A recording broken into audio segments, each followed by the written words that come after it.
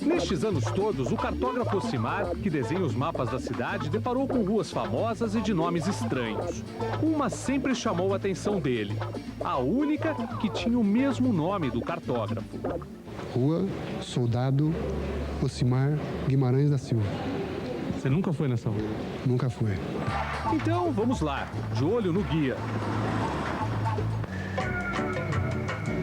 O seu Antônio é um dos motoristas de táxi mais antigos de São Paulo. Ele começou a trabalhar na praça há 50 anos. Hoje ele está com 83. Quando o seu Antônio começou a trabalhar como motorista de táxi em São Paulo, não era preciso guia para se localizar na cidade. Qual foi o primeiro carro que o senhor teve? A Chevrolet 48. E era um grande carro, um carro muito bom. Que cor era o carro do senhor? Meu carro era azul, cor do céu. Naqueles anos 50, São Paulo tinha 110 mil carros circulando. Hoje são 5 milhões e 300 mil. 50 vezes mais carros.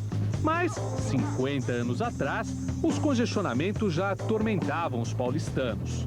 Sim, tinha congestionamento, por exemplo, a Consolação era metade que é hoje, é estreita, né? Tinha os bondes. O primeiro ponto de táxi de Antônio ficava no centro da cidade. Foi nessa região que São Paulo começou a crescer verticalmente. O Sampaio Moreira foi o primeiro grande prédio. Inaugurado em 1924, tinha 13 andares e mudou o perfil da cidade. Há uma primeira mudança de, vamos dizer, um estilo europeu para o estilo americano da época de 1924. Havia o temor que ele fosse ruir ou com a altura dele o vento fosse abalar o prédio. O elevador clássico, que funciona até hoje, levava muitos curiosos ao topo do prédio, onde havia um mirante para ver São Paulo de cima. O Sampaio Moreira resistiu às mudanças no centro. Nenhum inquilino do prédio foi mais fiel que a Casa Godinho, uma mercearia que trocou a Praça da Sé pela Líbero Badaró com a construção do Sampaio Moreira. Aqui a passagem do tempo ficou marcada no chão gasto da mercearia, no balcão e nas prateleiras de embuia, que sofreram com as mudanças de moedas e preços ao longo do tempo. Esses furos são do quê? Isso aqui são da época da inflação, onde praticamente diariamente o preço mudava. Então, eu não era sócio nessa época, mas dizem que havia aqui um sócio que ficava o dia inteiro só alterando o preço. Coitada da embuia, ela sofreu com esse tempo todo por causa da inflação. É real, é plano cruzado, plano cruzeiro, cruzeiro novo, tudo que apareceu, ela enfrentou. Helena ri com as brincadeiras que vêm dos antigos clientes, como o seu Vicente, que arrisca também antigas cantadas. Não, eu pedi ela em casamento, eu quis marcar o encontro com ela aqui. Mas faz quanto tempo que o senhor pediu ela em casamento? Ah, foi hoje, é hoje. Hoje é que eu percebi que ela está aí. Aproveitou hoje. Aproveitei e me declarei depois de tantos anos, mas ela não quer nada. Deus me livre, espero no bonde, você fica no banco da frente, viu? Agora você for esperar o bonde aí, vai ficar esperando o bonde muito tempo. Mas o resto da vida. Filha de imigrantes alemães, Helena trabalha há 66 anos na mercearia. Vinha muita gente aqui para ver o prédio. Não, todo mundo passava porque vinha de bonde que descia aqui, levava as compras, vinha sempre cheia, a fila ia até lá na praia. Toda essa volta lá. Sempre tinha que ter um guarda ali na porta para soltar e para entrar, gente, de tanto movimento. A conversa na mercearia está muito boa, mas o nosso especialista nas ruas de São Paulo já está chegando ao destino escolhido. Logo na entrada da rua Soldado Ocimar Guimarães da Silva, a bandeira indica que estamos em território de muitos corintianos, como a família de Chacrinha. Ele vive na rua há 60 anos. Era tudo chácara. Aí era a Mata Paula Souza, do lado de cima, onde que é o shopping hoje. Campo de futebol? Ah, tinha bastante. Aquele tempo a gente bateu uma bola mais do que essa turma do time hoje, viu? É mesmo? O senhor jogava bem, não? Pô, na base tinha time bom, viu? Qual que era o melhor time daqui? Aqui tinha o Fluminense, tinha o 7, tinha o Luso, tinha mais de 10 times aqui, né? Os campos estão desaparecendo da rua. Os terrenos hoje são ocupados pelos prédios. Mas a rua ainda faz parte do trajeto de um personagem cada vez mais raro em São Paulo. Cláudio Honor anda 15 quilômetros por dia em busca dos fregueses. Ele é amolador de faca. São Paulo é grande demais. E cresce muito? Às vezes você está passando num lugar que você passa ali 4, 5 anos depois, está muito diferente? Tá. Às vezes eu passo, hoje quando é daqui uns 2, 3 anos, já tá tudo modificado. Na família, Cláudio Honor tem outros 6 irmãos, que também são amoladores de faca. Ele vai embora levando o som inconfundível, que mexe com a memória do paulistano. Mas a Rua do Soldado está passando por outras transformações. Prédios e casas novas têm grades altas. A violência assusta os moradores da rua. Andou tendo assalto, né, até mataram uma mocinha aqui na rua. Está um pouco violento. Mas a senhora gosta daqui? Eu gosto. A Rua do Soldado Ocimar é também dos catadores de papel, do Bar do Baldo, que tem na estante um troféu que os vizinhos ganharam numa corrida de trote, e do Alexandre, que anda bravo. Afinal, não é a primeira vez que ele tem de pintar o muro, vítima dos pichadores. Picha, agora se eu pegar pichando. Em 2 quarteirões, o cartógrafo Ocimar não esperava encontrar tantas histórias diferentes. Olha, me surpreendeu. Pelo que a gente encontrou, pela diversidade de fatos, de acontecimentos, chegou a me surpreender. O passeio de Ocimar mostra que aos 450 anos, São Paulo é uma cidade cada vez mais difícil de caber nos mapas.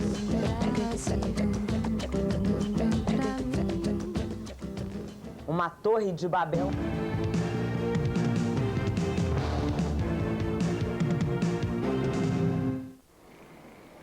No centro da cidade, a arquitetura das grandes galerias lembra uma nave espacial.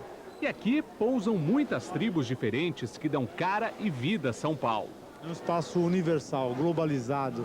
A globalização chegou aqui antes da própria globalização existir no mundo, né? No segundo andar, o mundo é dos roqueiros cabeludos, de roupa preta, piercings e tatuagens. Dos garotos que montam bandas de garagem. Na galeria do rock, eles se sentem em casa. São urbanos, fãs da cidade grande. Eu gosto de cidade grande, eu não troco por nada, não campo, essas coisas, não. Eu gosto de cidade mesmo. Desfilam um visual extravagante. Tem metaleiro, tem punk, tem também Sueli, fã dos roqueiros mais antigos dos anos 70. Ela está na galeria como convidada dos amigos da filha, todos roqueiros. A primeira vez que eu saí com ele, me olharam meio estranho, né? A mulher veio, o que eu vou fazer aqui? Veio controlar a gente.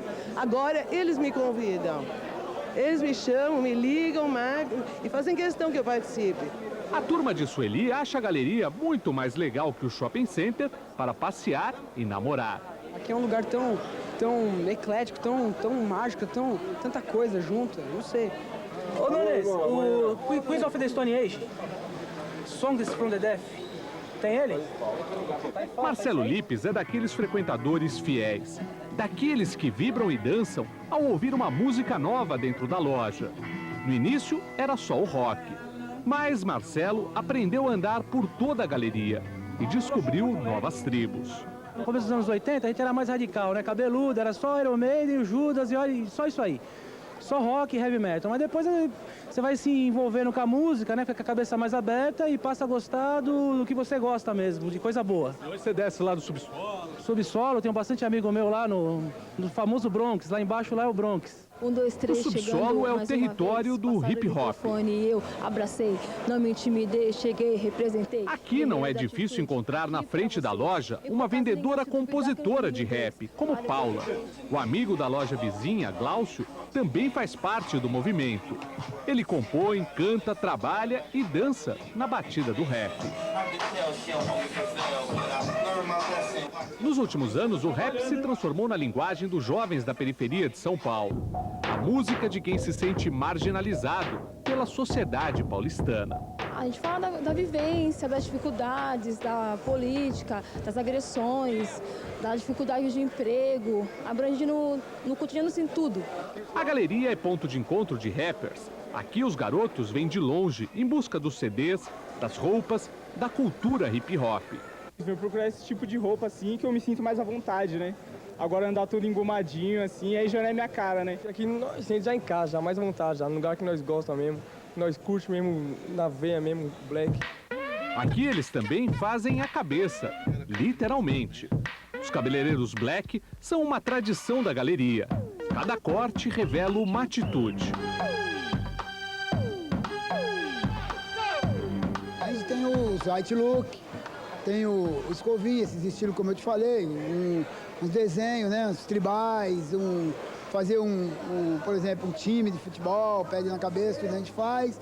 Tem uns cortes étnicos, né, que são esses cortes mais estilo dos Estados Unidos. A galeria também atrai muitos garimpeiros, gente que vem atrás de verdadeiras preciosidades sonoras. Nós estamos dentro da primeira loja de rock da galeria.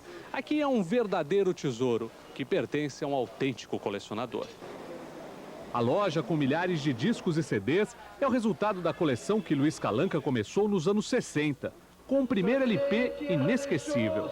E o Ronnie Von também, fazendo sucesso com o Girl, né, que era uma versão dos Beatles, que virou Meu Bem, né, que jogava o cabelo do lado, né? E eu fiquei também fascinado por aquilo, eu cheguei a comprar esse disco. Esse foi meu primeiro long play, assim, nacional. É a iniciação. Foi a iniciação da loja, né? A música entrou na vida de Calanca quando ele era menino, numa cidade do interior. E tinha como tarefa limpar os LPs que eram tocados no alto-falante da praça. Quando chegou a São Paulo, ouviu a Tropicália de Caetano Veloso e descobriu um mundo novo, vendo nos auditórios os programas de música da TV. Calanca montou a loja porque precisava vender alguns de seus discos para sustentar a família. O negócio deu certo. Ele virou comerciante colecionador. Apaixonado por São Paulo, passou a selecionar músicas que falam da cidade. Já encontrou 170. Produziu um CD. Calanca abre o baú e nos leva para uma incrível viagem por uma cidade, vista das mais diferentes formas por seus poetas, como Tom Zé.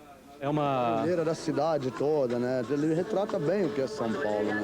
16 milhões de habitantes de todo canto. Tem a visão do malandro, de olho nas delegacias de polícia. Podia ser outro cara para falar de delegacia, não sei o Bezerra. Primeira na Sé, segunda Bom Retiro, terceira... Tudo isso é São Paulo. São Paulo tem as 4 estações num dia. São Paulo é pressa, é violência, é calma, é sedutora, ela tem mil coisas, né, para você apreciar na cidade. Sem São Paulo, o meu dono é a solidão. Diga sim, eu digo não. Na reportagem de amanhã, 2 histórias que se confundem. A dos imigrantes italianos em São Paulo e a da pizza. Fica.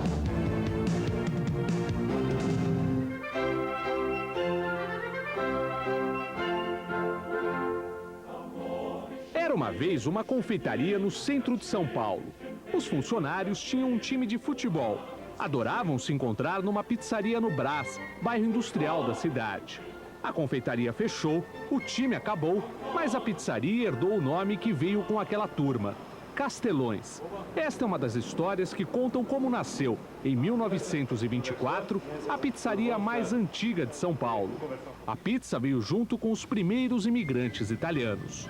Tinha alguns vendedores que eles mandavam, vinha tipo uma lata de biju antiga, redonda, eles colocavam várias pizzas com fogareira embaixo para manter aquecida e saíam no período da manhã, onde estava o trânsito do pessoal saindo de casa para o trabalho, para vender pizza para o café da manhã. A primeira parada dos imigrantes em São Paulo era na hospedaria do Brás. Aqui chegava o trem que vinha do Porto de Santos. A ordem era enviar os imigrantes para as fazendas de café, onde tinham a missão de substituir os negros com a abolição da escravatura. A passagem por São Paulo era rápida. Aqui então ele era fichado, né, nos grandes livros aí que nós temos até hoje, e permanecia aqui durante 8 dias. E daqui ele não podia sair. Esse imigrante, ele não tinha contato nenhum com a cidade.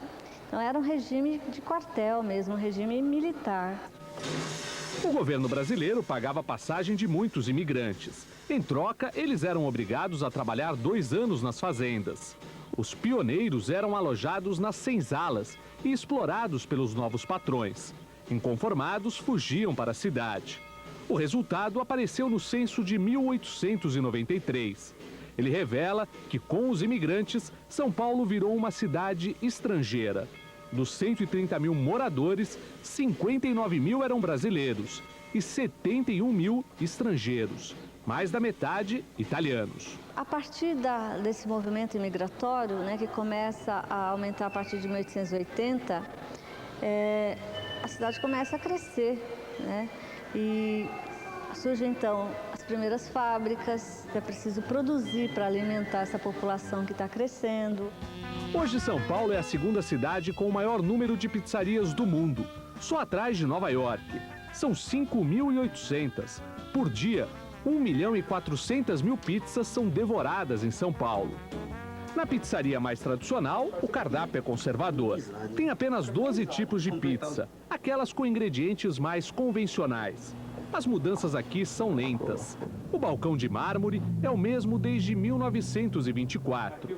Os vinhos e azeites que o pai do seu João, Vicente Donato, adorava colecionar, decoram a pizzaria até hoje. A família Donato passou a administrar a Castelões alguns anos depois que ela foi criada por um outro filho de imigrantes italianos, Ettore Siniscalchi. O seu Vicente Donato foi garçom antes de virar o dono da Castelões.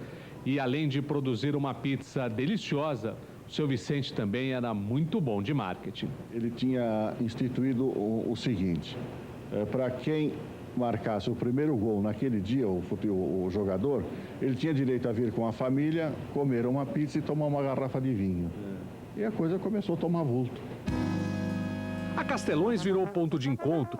As fotos na parede registram os frequentadores mais ilustres de várias gerações. Políticos, artistas e, é claro, jogadores de futebol. O dono da casa nunca escondeu uma outra paixão que veio com os imigrantes italianos. O amor pelo Palestra Itália, que por causa da guerra virou Palmeiras. Uma das fotos da pizzaria traz um ídolo dos anos românticos do futebol de São Paulo. A foto faz Oberdan Catani voltar no tempo. Um tempo em que ele aparece nas fotos como o goleiro do Palmeiras.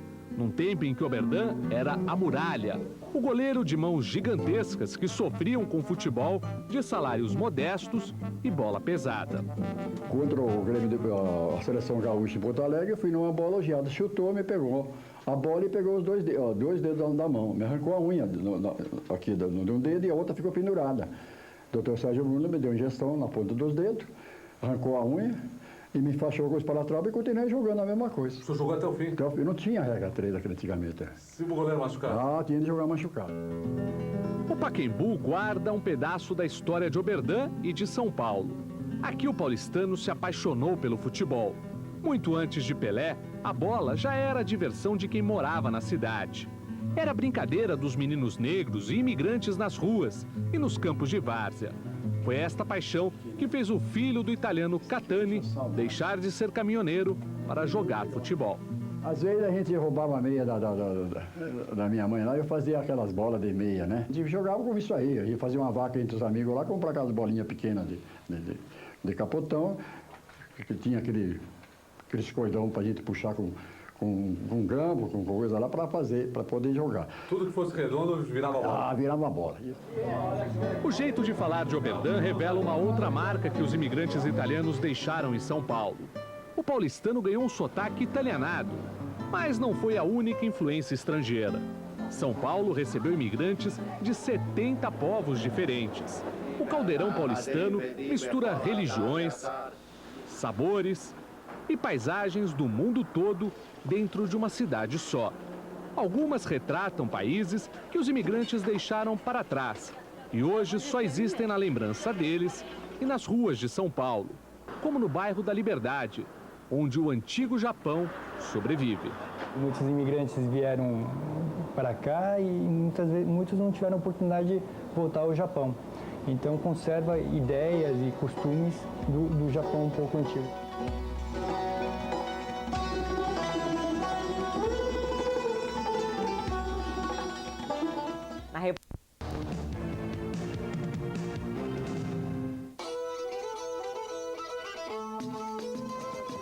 Silvio começa a trabalhar de madrugada, quando a maioria dos paulistanos ainda dorme.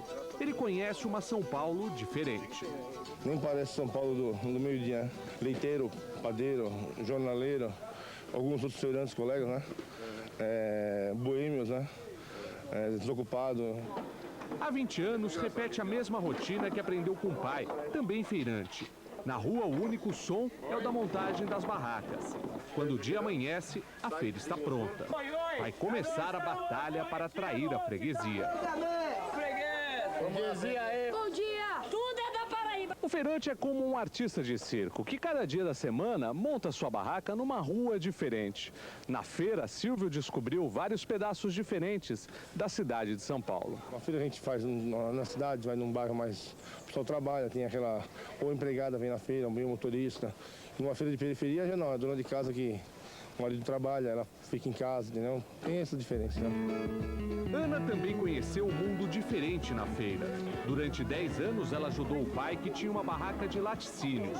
Ficou amiga da freguesia. A freguesa vem contar viagem, você ouve... Conta história. A vida dos filhos, dos netos.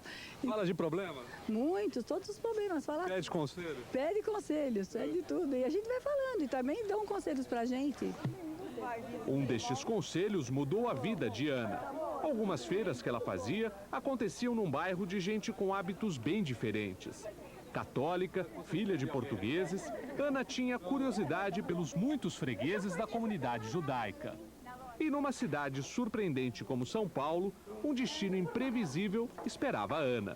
Os fregueses começaram a sugerir que ela abrisse uma mercearia para vender produtos da culinária judaica. Ana saiu da feira e ganhou uma clientela fiel. Tem judeu que chega aqui, por exemplo, judeu dos Estados Unidos, judeu do... fecha os olhos, chega e fala, meu Deus, eu estou na casa da minha avó. Ana aprendeu como cozinhar os pratos típicos, como respeitar as tradições. E não foi preciso colocar um rabino na cozinha, nem recorrer a jovens judeus no atendimento. Quem faz sucesso com a clientela é Dejair.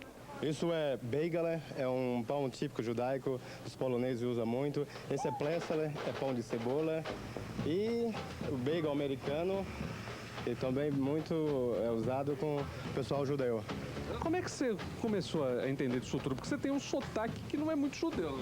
É um sotaque meio baianado, uma mistura de baiano com judeu. Você nasceu onde? Eu nasci na Bahia.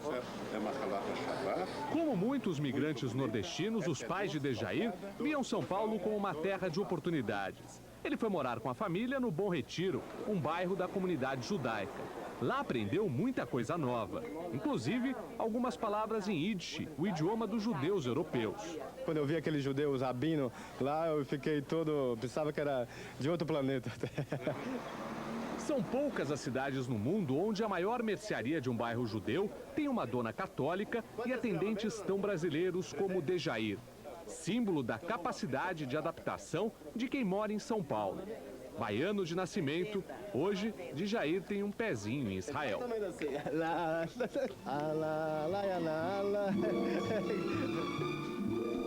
Tecnologia de ponta e tradição. Áreas do centro resistem ao tempo. Na reportagem especial de hoje, a evolução do comércio na cidade, contada a partir de uma casa comercial do século XIX, que mantém as portas abertas até hoje.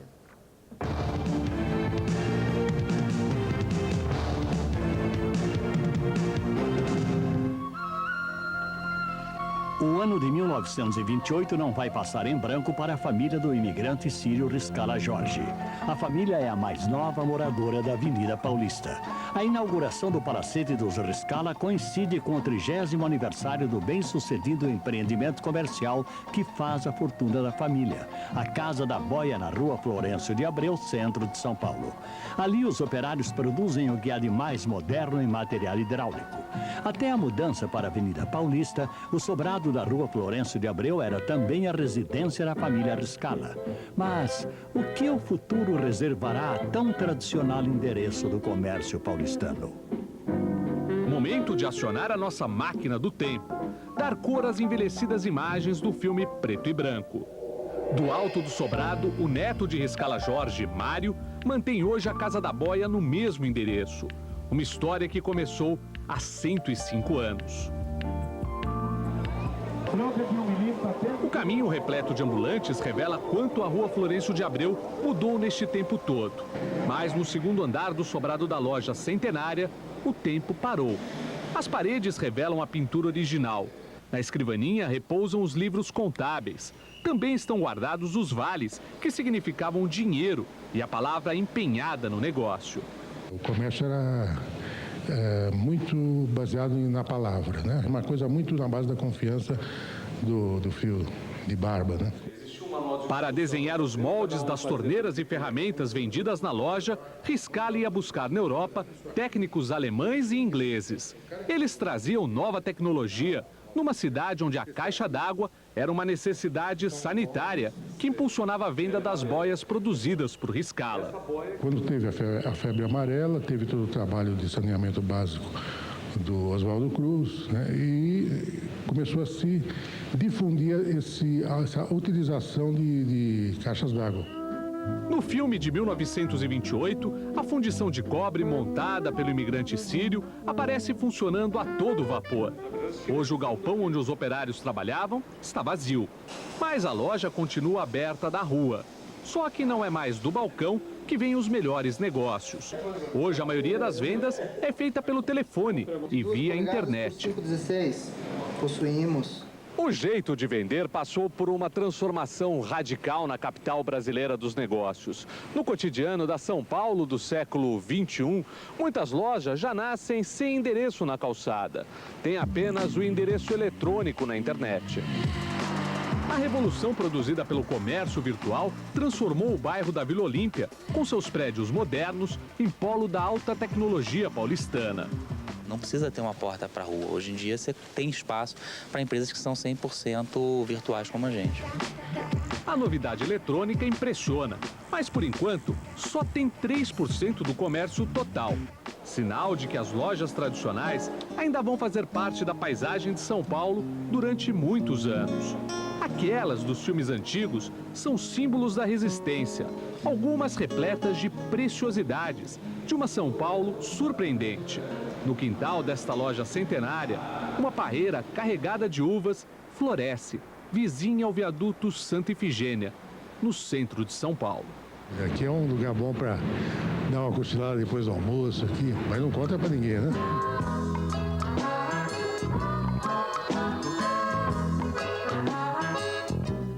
Na reportagem especial de amanhã, uma tranquila vila das indústrias e vive o boom do setor de serviços. As transformações da metrópole de 450 anos ficaram marcadas numa vila operária que ainda vive seus dias tranquilos, bem perto do centro da cidade.